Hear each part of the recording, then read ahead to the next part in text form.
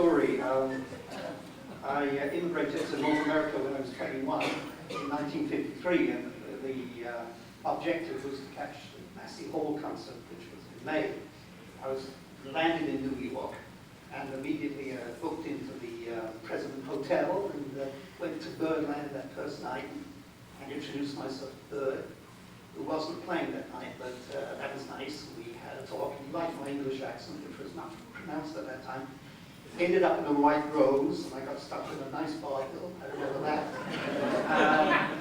And he said, look me up, you know, when in front of a concert, which was very poorly attended because there was a fight that night.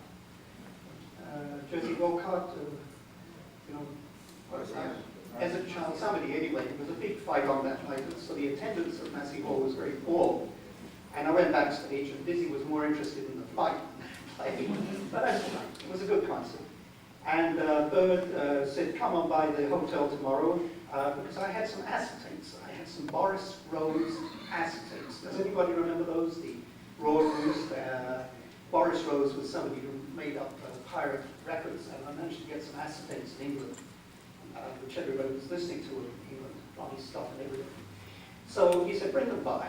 So I took them by the hotel, and he was in bed with a nice lady called Cookie, and that was nice.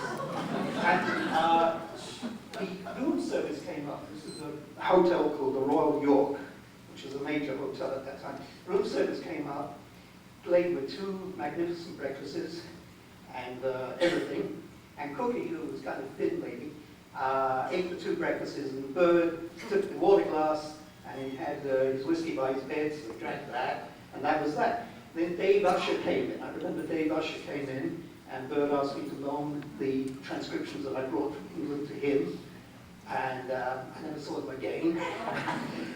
The other thing was that Bird had a check for about $85, which was the remainder of what was owing on the Massey Hall concert, and he knew it probably was done. But we were going to give it a try. So Cookie, myself, and Bird went down to the hotel foyer, tried to cash it at the airline office. I remember we went to a florist, they wouldn't have any part of it.